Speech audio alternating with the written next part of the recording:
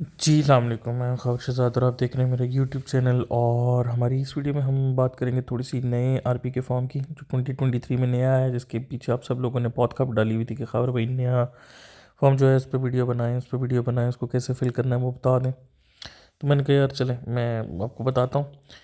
तो चलें पहले इसकी थोड़ी सी इंग्लिश ट्रांसलेशन देख लेते हैं, एक दो पॉइंट्स उसमें चेक कर लेते हैं। मैंने इसको मशीन ट्रांसलेटेड किया हुआ है। सबसे ऊपर वाला जो पॉइंट नंबर 3 है, जहाँ पे आप देख रहे हैं रेड पे, वहाँ पे आप गौर से पढ़ने लिखा हुआ है only to be filled out by the authority. तो यहाँ पे आपने कुछ फिल नहीं करना है जहाँ पे ये रेड पॉइंट्स हैं। और इसके अलावा हाँ, ये मैं इसको हाईलाइट भी करता जा रहा हूँ। ये जो है इसको आपने फिल नहीं करना होता, ये सिर्फ ऑस्ट्रेलियन एम्बेसी फिल करती है। और ये इसके अलावा एक जगह और भी है नीचे, यहाँ पे पॉइंट, यहाँ पे confirmation of acceptance of residence permit, ये भी आपने यहाँ पे साइन नहीं करना है। यहाँ पे भी लिखा है only to be filled in by the authorities. तो ये दो पॉइंट जो हैं ये आप लोगों ने फिल नहीं करने होते, ये ऑस्ट्रेलियन एम्बेसी वाले खुद ही फिल करते हैं, ऑफिशियल्स फिल करते हैं। ठीक है, तो ये मैंने कहा इंग्लिश से मैं आपको कंपेयर करके बता दूं। और उसके बाद ये दूसरा पॉइंट कि आपने डेट जो है वो डेट मंथ मंथ ईयर पे हिसाब से लिखनी होती है। जब आप मशीन ट्रांसलेट करते हैं तो वो इस तरह उल्टी हो जाती है, मतलब पहले वो आ जाता है, मंथ पहले आ जाता है या समथिंग, लेकिन आपने उसको डेट मंथ मंथ ईयर करना है। अच्छा जी, अब आ गया पॉइंट 1। आपको पता है, जैसे वापस अपने जर्मन फॉर्म पे पॉइंट 1 जो है आपका EU पास बिल्ड, वो आपकी फ़ोटो है, आपने पेस्ट नहीं करनी नॉर्मली, मतलब पेस्ट करनी होती है, पिन नहीं करनी बिल्कुल भी। तो आप ये साथ लेके जा सकते हैं, समथिंग लाइक दिस। फिर बाकी जो है, हाँ ये मैं बता रहा हूँ, जैसे इस पर आपने सिर्फ पेस्ट बेहतर है, पेस्ट इज़ बेटर। और क्लिप जो है वो ना करें, या उधर वो खुद ही कर लें, आप बस ले जाएं उनके पास।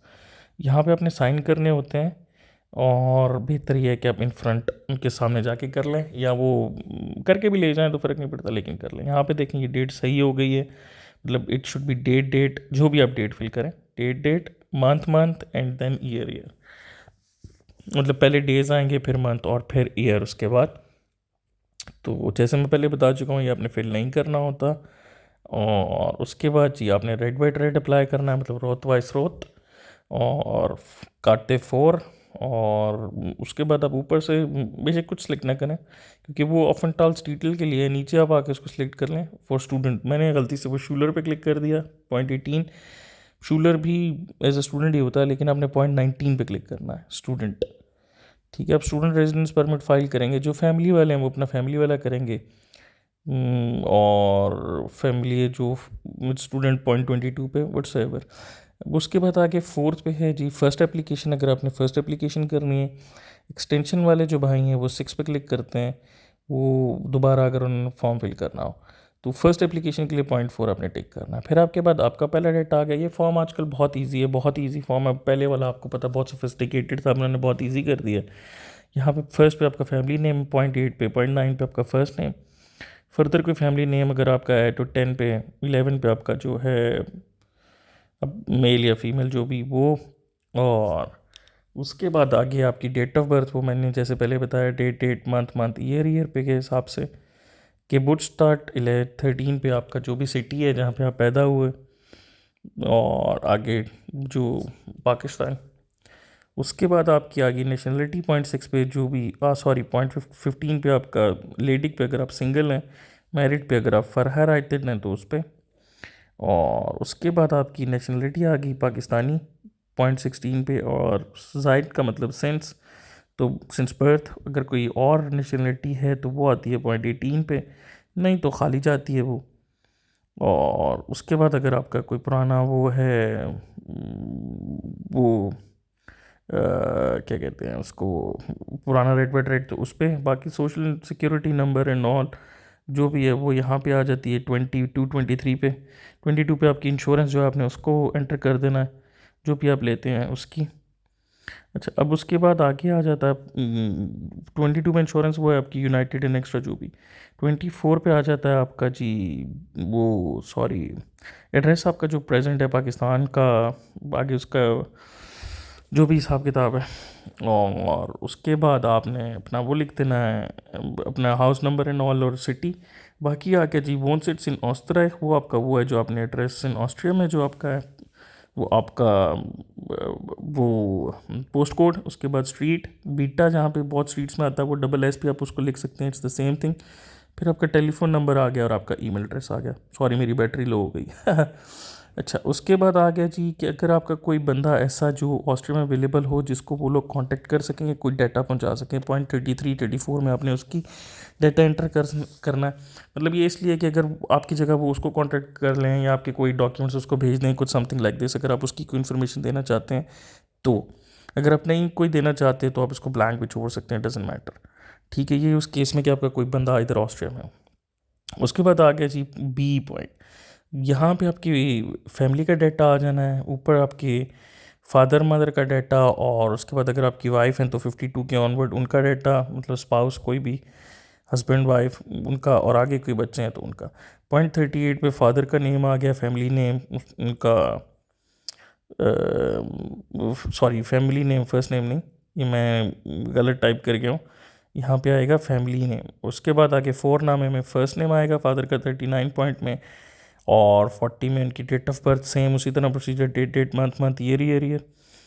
और 41 स्टट्स जो भी उनकी वो है नेशनलिटी, वहाँ पे वो आ जाएगी। और ऑस्ट्रियन तो नहीं है तो ऑस्ट्रियन सोशल सिक्योरिटी नंबर उनका नहीं होगा 42 पे।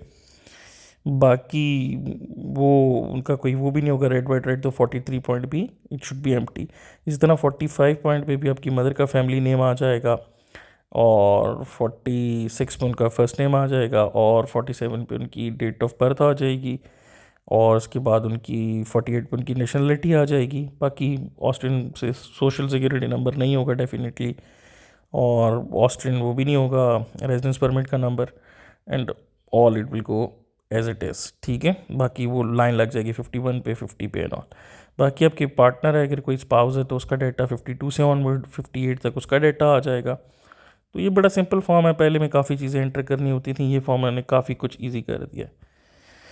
काफ़ी कुछ इस फॉर्म में मामला आसान कर दिए हैं। अगर आपकी कोई बच्चे हैं, लेकिन ऊपर मेंशन है कि 14 से अगर नीचे हैं तो तब उनको इस फॉर्म में अपने साथ मेंशन करना, वरना आपने उनको अपने साथ इस फॉर्म में मेंशन नहीं करना। इट्स नॉट रिक्वायर्ड, फिर आपको ज़रूरत नहीं होती उनको इस फॉर्म में मेंशन करने की। तो ये तभी आपने करना होता है कि जब आपको उनकी आपके बच्चे जो हैं वो 14 से नीचे हों। 14 से ऊपर हों तो वो फिर उनका डेफिनेटली अलग से उनकी एप्लीकेशन फ़ाइल हो जाती है। ये उसी तरह आपकी फैमिली जो है, मतलब स्पाउस जो है, उनका डेटा मैं बता रहा हूँ कि कैसे सेम उसी पैटर्न पे जो ऊपर हैं वैसे ही आपने उनको कर देना है। स्टार्ट जो है 55 56 समथिंग, वो आपका जो है वो उसमें पाकिस्तानी है, जो भी नेशनलिटी होगी वो आएगा। सबसे इम्पोर्टेंट पॉइंट, ये सबसे इम्पोर्टेंट पॉइंट जो हैं ये यहाँ पे पॉइंट सी है। पॉइंट सी में आपका डाटा है, जो आपने पैसे हैं, जो आपकी इनकम है, जो मतलब आपके फाइनेंशियल्स मामला जो आपने शो करने हैं, वो आपके पॉइंट सी पे आ जाएंगे। यहाँ पे जो आपके अकाउंट में जो कुछ भी है वो उसके पैसे अपने लिख देने, कैश लिख दें, जितना भी आगे आपके पास पैसे अवेलेबल हैं वो। फिर जो आपको स्पॉन्सर कर रहे हैं उनका नेम, उनकी डेट ऑफ बर्थ, उनकी नेशनलिटी, उनका आपसे रिलेशन, तो आप उनका नाम एंटर कर लें, उनकी डेट ऑफ बर्थ वही डेट मंथ और ईयर, और उसके बाद उनकी नेशनलिटी और जो रिलेशन है आपका, अब वो शो कर लें। पैसे आपको अगर आपके फादर ने दिए हैं, भाई ने दिए हैं, किसी और ने भी दिए हैं, तो आप उनको यहाँ पे इस तरह मेंशन कर सकते हैं जैसे भी हैं। और नीचे जो 67 है पॉइंट, उसमें लिखा है कि ये पैसे आपके ही हैं, आपने किसी और को तो नहीं देना है, या जिनको आपने 52 में मेंशन किया आपके स्पाउस को या समथिंग, आपने उनको तो नहीं देना है या समथिंग लाइक दिस। तो ये पैसे सब आपके और आपको ये अवेलेबल होंगे, तो आपने येस पे क्लिक करना है 67। और उसके बाद नंबर 2 पॉइंट है इसका 68 पे, इनकम। आपकी इनकम किस तरह आती है, सैलरी आती है, रेंटल आता है, क्या कुछ आता है, आपने वो कुछ चीज़ें इसमें लिख देनी है। प्रॉपर्टी सेल इसमें लेकिन लिखा है मंथली, तो वो आपने उसको मंथली जो आपकी सैलरी है उस हिसाब से, अगर मंथली नहीं है, एक टोटल फिक्स है जैसे प्रॉपर्टी गोल्ड, तो आप मंथली को हटा के टोटल भी लिख सकते हैं नीचे। मतलब it's not that hard and fast, आप उसको ऐसे कट करके तो टोटल उसकी वैल्यू लिख सकते हैं प्रॉपर्टी गोल्ड के लिए। तो हफ्त क्लारों में आपके रिस्क फैक्टर आ जाएंगे कि आपने मतलब हॉप्ट और क्लारंग का मतलब ये है कि आपने और कोई पैसे किसी और चीज़ के लिए तो नहीं देने होते, किसी मामलात के लिए और बाकी ये हैं कि जैसे आपका कोई रेंटल, कोई क्रेडिट, कोई समथिंग लाइक दिस, ये चीज़ें तो आपने इंटर नहीं करनी है एक्सेट्रा। तो इसमें आपने 77 पे लिख देना कि आई हैव नो कोई एक्सपेंसेस या और सब समथिंग लाइक दिस। ये करके आपने इसको ओके कर देना। बाकी ट्रांसलेशन वाले ज़ाहिर आप उसको ट्रांसलेट करेंगे, आपको ख़ुद भी समझ आ जाएगी।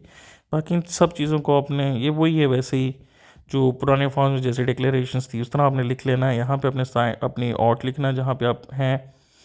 इसमें ये लिखा हुआ कि 3 मंथ पहले तक आप फाइल कर सकते हैं एक्सपायर होने के अपना ये रेजिडेंस परमिट दोबारा नए के लिए, और या 1 दिन पहले तक आप कर सकते हैं ऑफ 1 डे। फिर उसके बाद नीचे डेट, फिर आपका वो और उधर साइन कर लेना है आपने सिटी।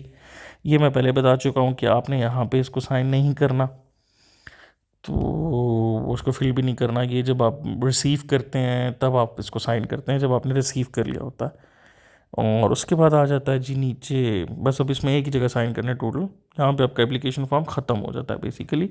नीचे जो फॉर्म है वो सिर्फ स्टैटिस्टिकल डाटा है, मतलब वो अपने एंड पे रख लेते हैं कि अच्छा हमारे पास कितने पढ़े लिखे बच्चे हैं, कितना क्या कर रहे हैं, क्या इनकी एजुकेशन है, इंजीनियर हैं, समथिंग लाइक दिस। ये it's just for statistical reasons, उनकी अपनी जो है अपना एक रिकॉर्ड है उसके लिए। ये तभी आपने फिल करना होता है जब आप 12 से ऊपर हैं। तो basically it's a data collection. तो इस तरह आपने अपना नाम वही ऊपर सेम वाले हिसाब किताब, उसी तरह डेट ऑफ बर्थ।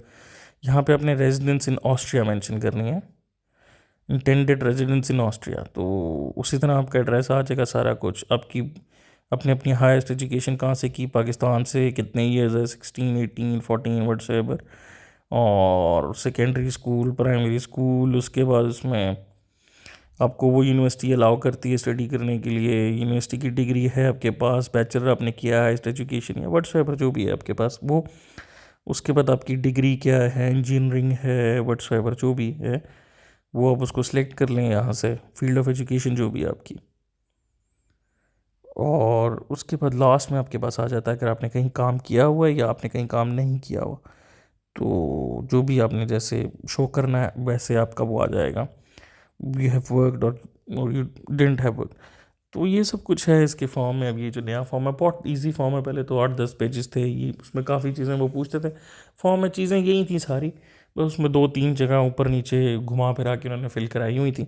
लेकिन इस फॉर्म में it's quite simple form, quite easy form, और 2-3 चीज़ें हैं इसमें सिर्फ एंटर करने वाली, और कुछ भी नहीं है इसमें। तो इसके बारे में और कुछ आपके सवालात हों या कुछ हों तो प्लीज़ मेरे से ज़रूर पूछ लीजिएगा। और it's quite an easy form, इतना कोई मसला नहीं है इसमें, बस ये सी पॉइंट ही है थोड़ा सा, और इसको अगर आपने अच्छे से फिल कर लिया तो इट्स ऑल गुड। तो thank you so much for watching. अल्लाह हाफिज़।